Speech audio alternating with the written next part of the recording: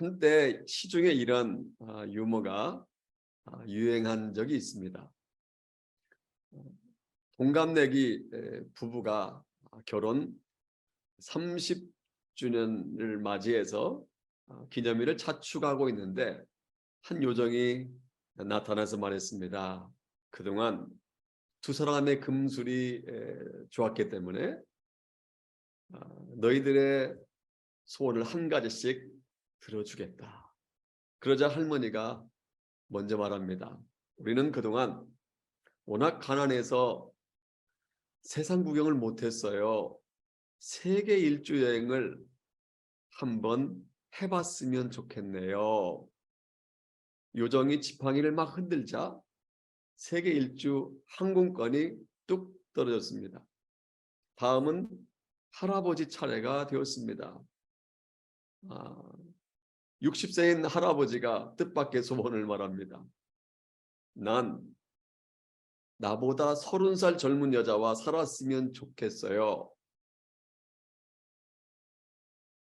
요정이 지팡이를 막 흔들었습니다. 어떻게 되었을까요? 30세 된 아내로 바뀌었을까요? 아닙니다. 60세 할아버지가 갑자기 죽기 직전에 90세의 할아버지로 변하고 말았습니다. 사람들에게는요, 크든지 작든지 나름의 소원이 있습니다. 그리고 그 소원이 이루어지도록 하기 위해서 열심히 노력을 합니다. 또한 그 소원을 위해서 간절히 기도하기도 합니다. 여러분들이 질문합니다. 여러분들은 무슨 소원을 가지고 있습니까? 특별히 오늘은 한국 전통 명절인 설인데 설을 맞이해서 여러분은 무슨 소원을 빌고 있습니까? 한때 유행하던 9988, 99세까지 팔팔하게 살다가 2, 3일 정도 고생하다가 죽는 것을 소원하고 있습니까? 아니면 아직 결혼하지 않은 자녀가 배우자를 만나서 아름다운 가정을 꾸리는 것을 소원하고 있습니까? 아니면 10억 원짜리 로또가 당첨되기를 간절히 빌고 있습니까? 우리는 설을 맞이하면 어른들에게는 새해 복 많이 받으세요 라고 인사를 드립니다.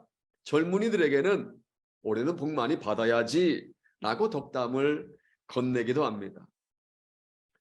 여러분, 이처럼 설이 되면 모든 사람들이 소원을 담아서 복을 빌어주고 또 소원을 담아 복 받기를 기원합니다. 이번 설에 여러분들은 누구에게 복을 빌어주었고 무엇을 소원하셨습니까? 아니, 소원을 말할 수 있는 기회가 여러분들에게 주어진다면 여러분은 어떤 소원을 말하겠습니까? 만약 하나님께서 여러분에게 나타나셔서 김집사, 이영재, 조목사 소원이 무엇이냐라고 물으신다면 여러분들은 뭐라고 말씀드리겠습니까? 저는 한국 전통 명절인 이 설을 맞이해서 오늘 우리 본문을 가지고 소원을 말해봐라는 제목으로 함께 은혜를 나눌까 합니다. 소원을 말해봐. Tell me가 아니에요. Tell me가 아니라 영어 자막에 보면 Tell him your wish. Tell him your wish. 저한테 소원을 말하지 말고 Tell him, 누군가에게 소원을 말하라 라는 제목을 한번 붙여봤습니다. 오늘 본문은요, 야곱의 유언이라고 할 수 있습니다. 우리가 알다시피 유언은요, 일반적으로 사람이 죽음을 앞두고 죽음에 임박해서 마지막으로 남기는 말, 이것을 남길 언어 언자 해가지고 마지막 남기는 말을 유언이라고 합니다. 창세기 47장 28절을 보면 야곱이 애굽 땅에 거한 지 17년이 되었습니다. 그리고 그의 나이가 147세로서 죽음이 매우 임박하게 되었습니다. 그래서 야곱은 자신의 죽음이 임박한 것을 알고 12명의 아들들을 불러 모읍니다. 그리고 성령의 감동을 받아 그들에게 두 가지 유언을 합니다. 첫째는 만약 자기 자신이 죽게 되면 자기의 시신을 지금 살고 있는 이 애굽 땅에 묻지 말고 고향 땅인 하나님께서 약속하신 땅인 자기들이 떠나온 땅인 가나안 땅에 묻어달라고 합니다. 그리고 둘째로는 12명의 아들들을 각자 축복하고 예언을 하면서 빌어줍니다. 그런데요, 야곱의 유언을 자세히 살펴보면 매우 이상합니다. 당시의 상황과 좀 다른 유언을 합니다. 구약성경 신명기 21장 17절을 보면 장자, 즉 첫째 아들은 다른 아들들보다 2배의 축복을 받게 되어 있습니다. 예를 들어 둘째, 셋째가 1억 원의 유산을 받게 된다면 큰아들 장자는 2억 원의 유산을 받아야 됩니다. 이것이 신명기 21장에 언급되어 있는 유산 상속의 기준입니다. 그런데 세상을 떠나기 전 한 이 야곱의 유언을 자세히 보면 이러한 기준과 다르다는 걸 알 수 있습니다. 우리가 읽지는 않았지만 오늘 본문 앞에 나와 있는 창세기 49장 3절과 4절 한번 보겠습니다. 같이 한번 읽어볼까요? 시작. 루벤아, 너는 내 장자요, 나의 능력이요, 나의 기력의 시작이라. 유강이 월등하고 권능이 탁월하다마는 물의 끓는 같았은즉 너는 탁월치 못하리니 네가 아버지의 침상에 올라 더럽혔으로다. 그가 내 침상에 올랐었도다. 루벤은요, 아버지 야곱의 침상을 더럽혔습니다. 비록 배다른 어머니였지만 그가 아버지의 첩 빌하와 통간함으로 말미암아 장자의 자격을 박탈한다는 것입니다. 그러니까 루벤이 첫째 아들로서 다른 형제들보다 2배의 복을 받아야 함에도 불구하고 그 복을 받지 못하는 이유가 다름 아닌 뭐라고요? 범죄했기 때문입니다.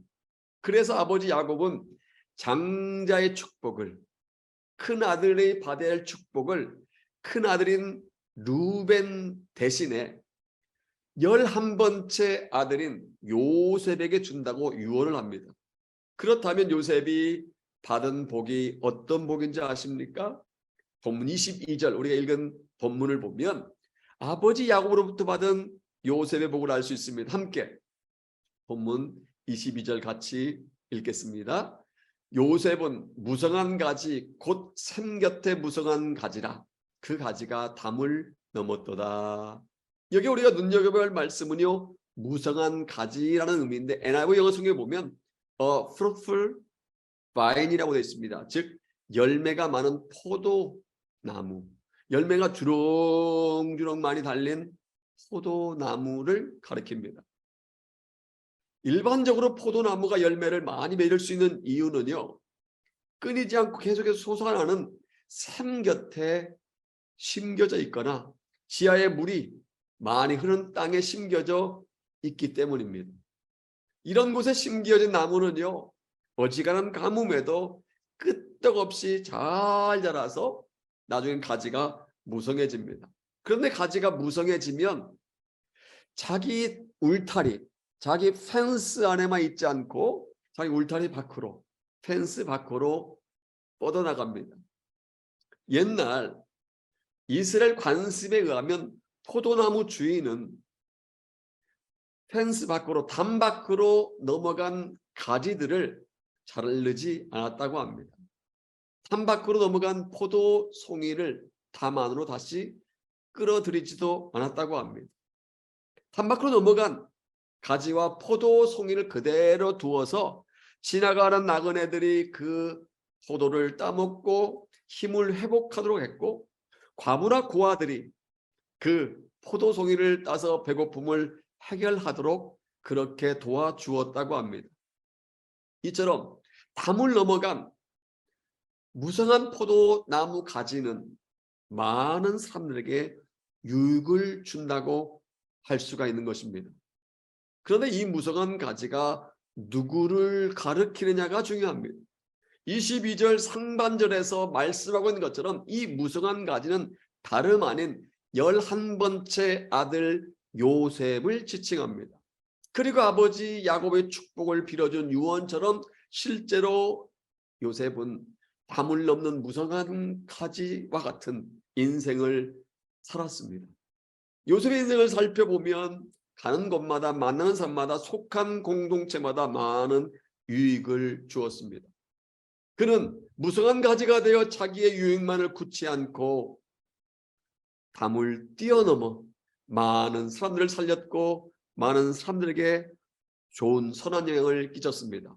그렇다면 구체적으로 요셉의 무성한 가지가 어디까지 넘어갔을까요? 세 가지로 살펴보려고 합니다.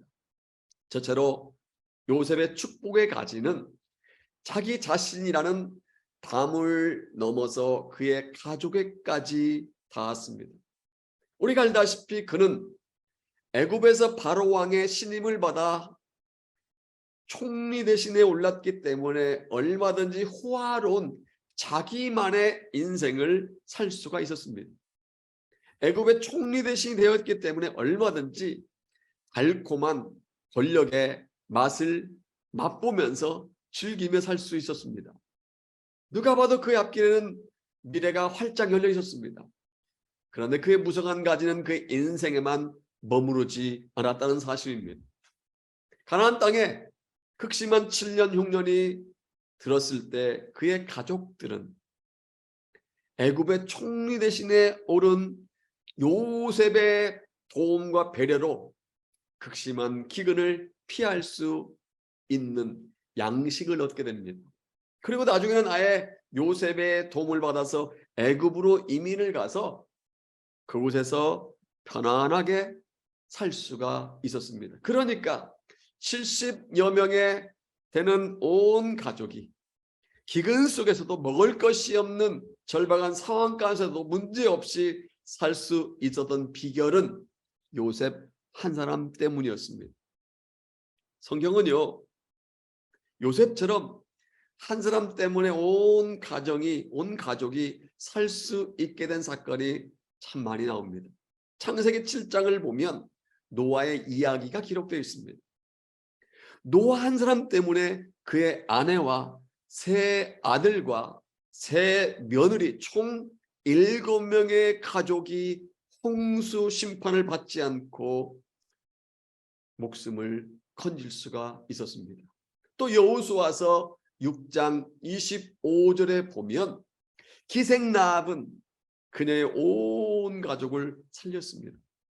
비록 기생으로서 사람들에게 손가락질 당하는 그런 하찮은 여인이라고 생각할 수 있지만 그녀가 이스라엘의 정탐꾼들을 목숨을 걸고 숨겨준 대가로 그녀의 부모와 형제들과 친척들과 그에게 속한 모든 것들이 죽지 않고 살아날 수가 있었습니다.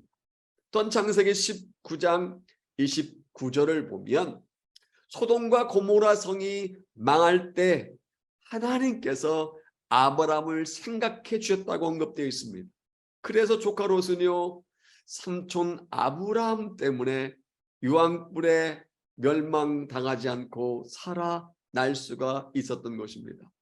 이처럼 성경에는요 한 사람 때문에 기생라합 한 사람 때문에 요셉 한 사람 때문에 아브라함 한 사람 때문에 그 가정 전체가 망하지 않고 살게 된 이야기가 참 많이 등장합니다. 오래전에 읽었던 한 감동적인 이야기가 있습니다. 어떤 가정의 엄마와 함께 사는 초등학교 3학년과 1학년 다니는 두 아이가 있었습니다.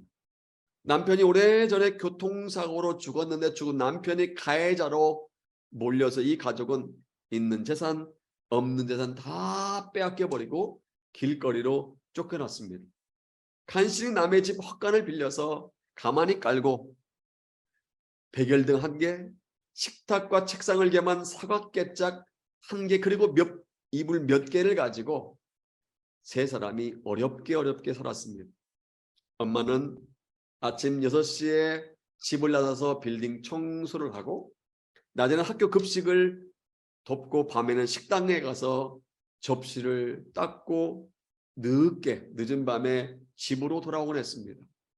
그러다 보니 집안일은 자연히 초등학교 3학년짜리 아들의 몫이었습니다. 그래서 다행인 것은 그 아들이 엄마 말을 잘 들었습니다. 어느 날 엄마는 냄비에 콩을 잔뜩 집어넣고 집을 나서면서 메모를 써놓았습니다.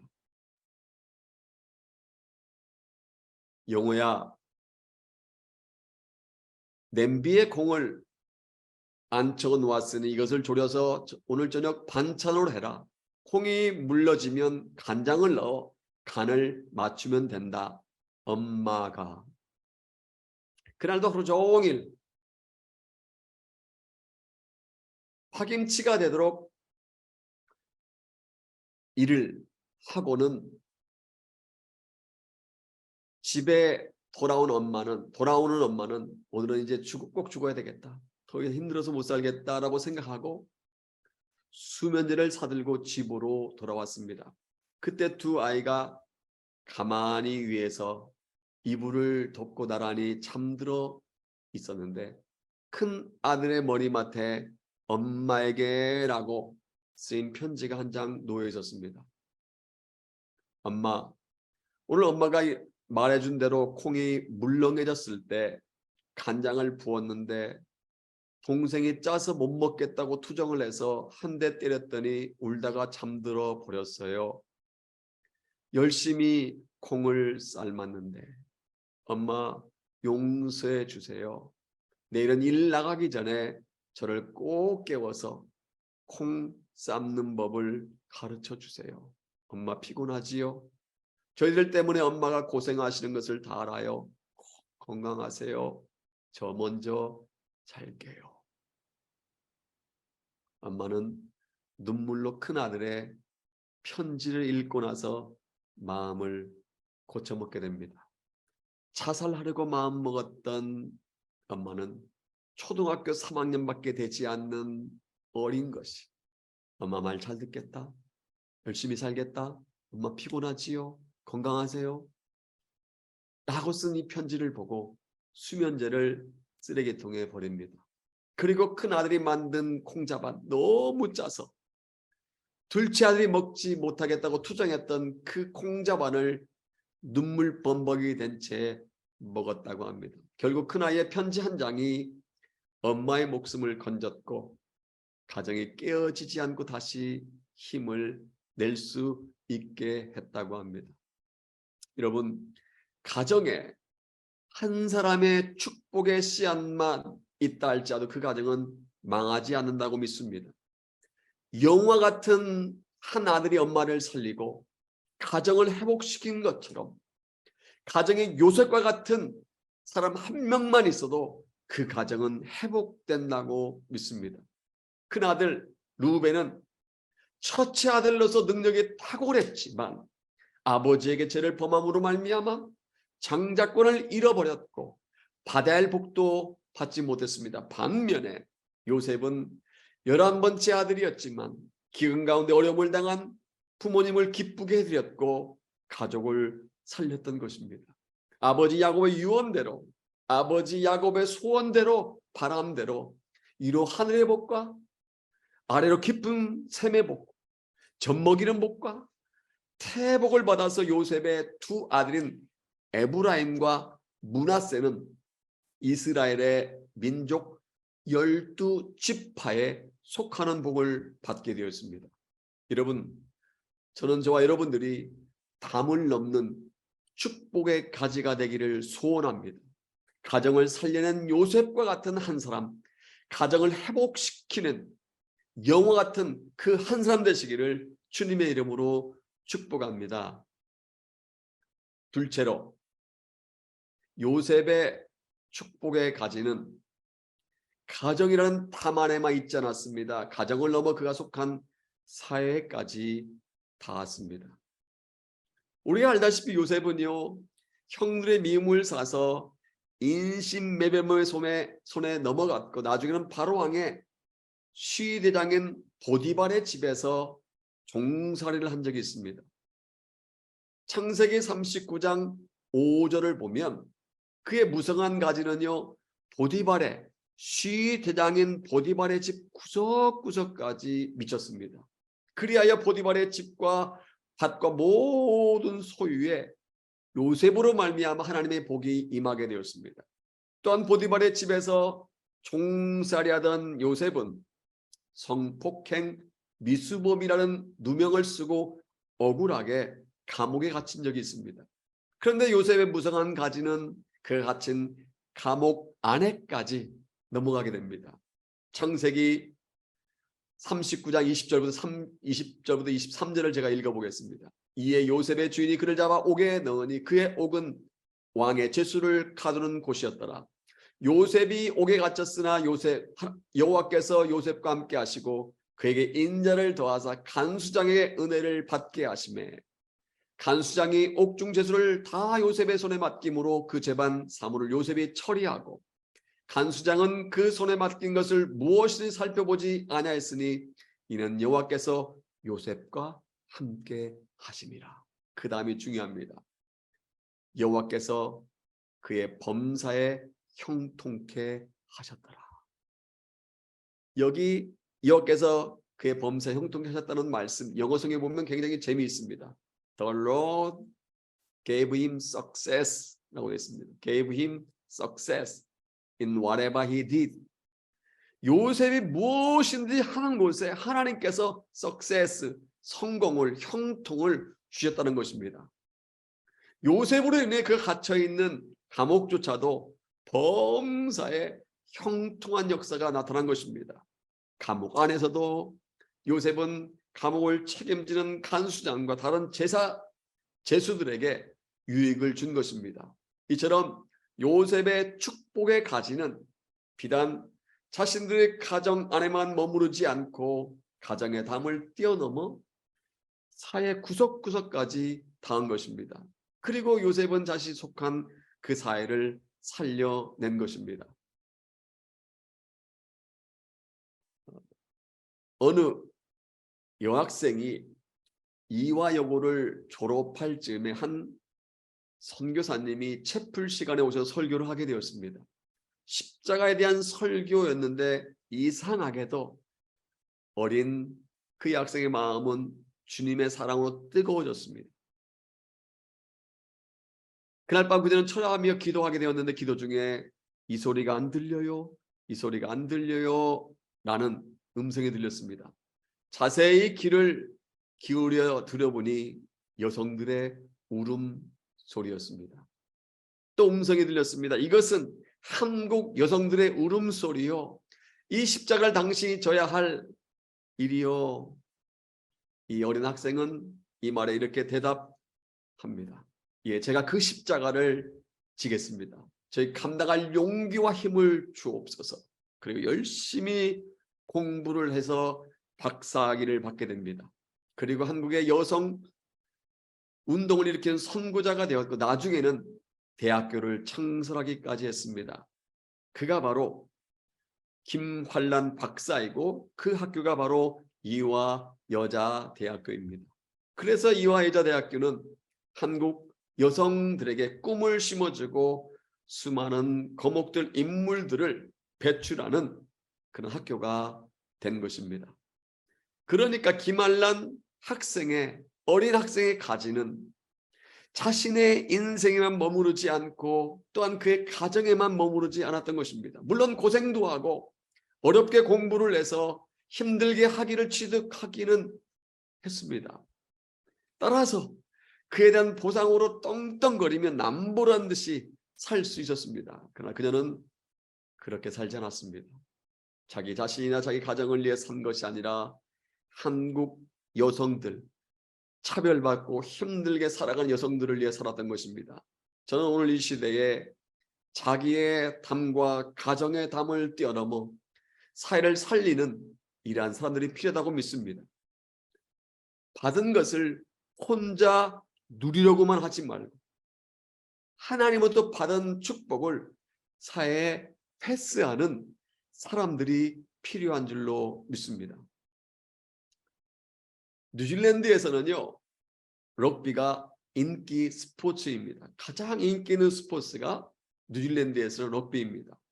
럭비 경기에서 동료들로부터 받은 럭비공을 다시 동료들에게 패스해야 경기에서 승리할 수 있습니다. 마찬가지로 우리가 하나님으로부터 받은 복을 다른 사람에게 패스해야 우리 인생의 경기에서 승리할 수 있습니다.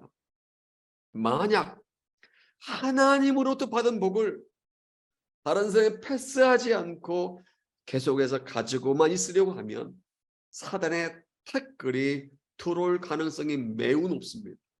나중에 사단의 태클을 당하면 하나님으로부터 받은 복 때문에 오히려 어려움을 겪는 경우가 참으로 많습니다.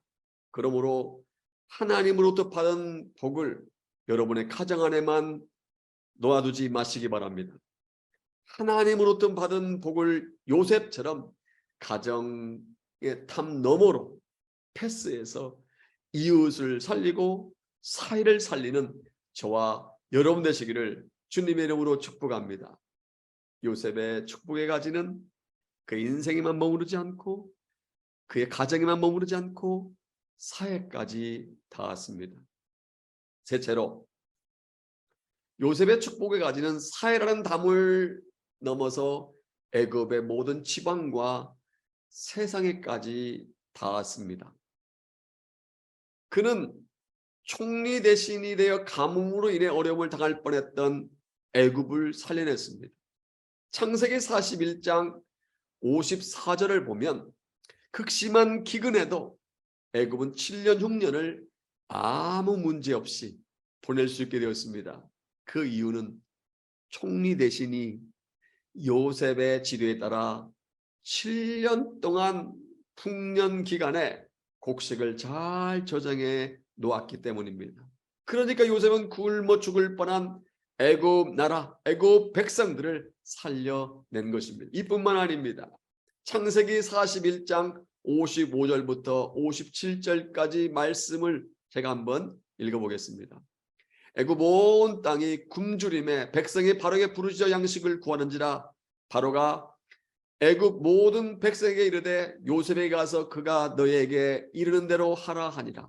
온 지면에 기근이 있음에 요셉의 모든 창고를 열고 애굽 백성에게 팔세. 애굽 땅에 기근이 심하며 각국 백성도 양식을 사려고 애굽으로 들어와 요셉에게 이르렀으니 기근이 온 세상에 심함이었더라. 7년 동안 가뭄이 계속되다 보니 주위에 있는 여러 나라들이 애굽에 양식이 있다는 소문을 듣고 구름대같이 몰려왔습니다. 물론 돈을 가지고 몰려왔습니다. 그리고 애굽에서 양식을 사가지고 와서 배고픔을 해결할 수 있게 됩니다. 이처럼 요셉의 축복의 가지는요, 담을 넘어 세계로 향했던 것입니다. 그리고 요셉 한 사람으로 말미암아 수많은 나라들이, 수많은 백성들이 굶어 죽지 않게 된 것입니다. 지금으로부터 200년 전 스코틀랜드의 셀콕이라는 곳에서 일주일 동안의 전도 집회가 열린 적이 있습니다. 근데 어찌된 영문인지 사람들이 몇 명 참석하지도 않았고 아무도 예수 믿겠다고 결심도 하지 않았습니다. 그래서 많은 사람들이 실망하고 있는데 마지막 날 헌금 시간에 어떤 한 소년이 일어나서 이렇게 말합니다. 저는 너무 가난해서 헌금을 드릴 수 없습니다. 그러나 헌금 대신 저의 몸을 드립니다. 제 인생을 주님께 바칩니다. 하고는 헌금 바구니에 올라가더랍니다. 사람들은 그에게 별로 관심이 없었습니다. 그냥 어린아이가 한번 해본 소리겠지 라고 생각했습니다. 그런데 그 한 아이가 세계 역사에 지각 변동을 가져다 주었습니다. 그 이름이 바로 아프리카 선교의 아버지라고 일컬어지는 데이빗 리빙스톤이라는 사람입니다. 한 사람 리빙스톤이 저 죽어가는 아프리카를 살리는 선봉장이 된 것입니다. 그러니까 리빙스톤의 무성한 가지는 그가 태어난 블렌타이어 지역이나 그의 고국인 스코틀랜드에만 머무르지 않았습니다. 그의 축복의 가지는 스코틀랜드를 넘어서 유럽에까지 넘어갔고 나중에는 저 아프리카까지 넘어간 것입니다. 그리고 절망과 흑암 속에 살아가던 아프리카 사람들을 주님 앞으로 인도까지 인도한 것입니다. 오늘날에도 하나님께서는 이 리빙스턴 같은 삶을 저와 여러분들 가운데 요구하십니다. 우리의 축복의 가지로 인해서 세상이 살아나기를 하나님께서 원하고 계십니다. 그러므로 우리의 가지가 우리 자신에게만 머무르게 하지 말기를 바랍니다. 하나님께 우리에게 주신 은혜의 가지, 축복의 가지, 사랑의 가지가 우리 가정과 우리 교회 담을 뛰어넘어 세상에까지 닿게 하시기를 바랍니다. 하나님으로부터 받은 복을 누리기만 하지 말고 받은 복을 가지고 가정을 살리고 사회를 살리고 세상을 살리는 저와 여러분 되시기를 소원합니다. 사랑하는 하모니 가족 여러분, 이제 어느 목사님의 한 이야기를 소개하고 말씀을 맺겠습니다. 자전거를 좋아하는 한 목사님이 자전거를 열심히 닦고 있었습니다. 그때 어떤 한 중학생이 지나가다가 이렇게 물었습니다. 자전거 멋지네, 정말 멋지네요. 비싸게 주고 사셨나 봐요. 그러자 목사님은 그 중학생에게 이렇게 말합니다. 아니야, 이건 내가 산 것이 아니고 우리 형님이 내게 선물로 주셨단다. 그랬더니 그 중학생은 매우 부러운 눈빛으로 나도 하면서 잠깐 동안 말을 잊지 못하더랍니다.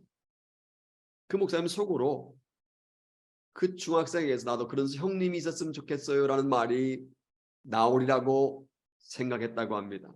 그런데 웬걸 중학생의 입에서 뜻밖의 말이 나오더랍니다. 나도 그런 형님이 되고 싶습니다. 내 동생에게 이런 좋은 자전거를 사주는 그런 좋은 형님이 되고 싶습니다. 그 중학생은요, 보통 아이들과 다른 사람들과 다른 목표를 가지고 있었던 것입니다. 많은 사람들이 어떤 소원을 가집니까? 보통은 자전거를 받는 소원을 가지고 살아가는데 그 학생은 달랐습니다. 자전거를 주는 소원을 가지고 있었던 것입니다. 여러분, 이 시간 질문하겠습니다. 여러분, 어떤 종류의 사람입니까? 밤낮 밟는 꿈만 꾸고 있는 사람입니까? 아니면 늘 베풀며 사는 꿈을 꾸고 있는 사람입니까? 요셉은요, 가정에서 부모님에게 즐거움을 주었습니다. 그가 받은 복으로 굶어 죽어가게 될 가족을 살려냈습니다. 그가 보디발의 집에서 종살이 할 때는 보디발의 가정 구석구석에 복을 나누어 주었습니다. 감옥에 갇혀 있을 때는 교도소장과 다른 죄수들에게 친절을 베풀었고 유익을 끼쳤습니다. 총리 대신이 되어서는 위기에 처한 애굽 나라를 기아로부터 건져내었습니다. 그리고 그의 조국과 중동을 비롯한 온 세상을 경제 대공황으로부터 살려내는 엄청난 역사를 감당한 것입니다. 그러니까 아버지 야곱의 유언대로 요셉은 하나님으로부터 받은 축복의 가지를 자신에게만 머무르게 하지 않고 멀리 뻗어나가게 한 것입니다. 그런데요, 이 야곱의 유언과 소원은 11번째 아들 요셉에게만 해당되는 것이 아니라 요셉의 후손들에게도 축복을 빌어주는 예언이자 소원이라고 할 수 있습니다. 역대상 5장 1절을 보면 아버지 야곱의 예언은 성취됩니다. 우리 함께 읽어볼까요? 같이 읽겠습니다. 시작. 이스라엘의 장자 루벤의 아들들은 이러하니라. 루벤은 장자라도 그 아버지의 침상을 더럽혔으므로 장자의 명분이 이스라엘의 아들 요셉의 자손에게로 돌아가서 족보의 장자의 명분대로 기록되지 못하였느니라. 여기 중요한 것이 장자의 명분이 이스라엘 아들 요셉의 자손이라는 이 부분이 중요합니다. 아버지 야곱의 예언대로 큰 아들임에도 불구하고 루벤은 장자권을 잃어버렸고 그의 후손들은 장자의 가문이 받아야 할 복조차 빼앗기고 말았습니다. 그런데 요셉은 달랐습니다. 11번째 아들임에도 불구하고 많은 복을 받았습니다. 그리고 아버지 야곱 빌어준 것처럼 요셉의 후손들, 요셉의 자손들은 다른 형제들과 비교할 수 없는 많은 복을 누렸습니다. 그리고 요셉 후손들이 받은 이 복은 요셉 가문을 넘어 다른 지파들로 넘어가게 됐고 유대민족과 세상으로 넘어가게 했습니다. 저는 저와 여러분들이 요셉과 같은 삶을 살기를 소원합니다. 저는 우리 한 사람 한 사람 하나님의 복을 받고 그 받은 복이 우리에게 속한 공동체의 탐을 넘어가는 역사가 일어나기를 소원합니다. 한국 전통 명절인 설을 맞이해서 남들 부러워하도록 떵떵거리며 살게 한 목적으로 소원하지 말고 요셉과 그의 후손처럼 무성한 가지가 되어 담을 넘어가는 것을 소원하시기를 바랍니다. 그래서 우리가 직장에 들어가면 우리가 받은 복으로 말미암아 그 직장에 복이 받는 역사가 나타나고 우리가 동창회나 계모임에 가면 우리가 받은 복으로 말미암아 동창들이 계원들이 복을 받은 역사가 나타나기를 소원하시기 바랍니다. 우리가 춘천으로 이사를 가면 우리가 받은 복으로 말미암아 춘천이 복을 받고 우리가 부산으로 이사를 가면 우리가 받은 복으로 말미암아 부산이 복을 받고 우리가 인도로 들어가면 우리가 받은 복으로 인도가 복을 받고 우리가 오클랜드로 이사를 가면 우리가 받은 복으로 오클랜드가 복을 받는 역사가 일어나기를 소원합니다. 할 수만 있으면 하나님으로부터 받은 축복의 가지를 넓게 뻗치어 세상의 그 축복의 가지를 통해서 유익을 얻게 하는 저와 여러분 되시기를 주님의 이름으로 축복합니다. 아멘.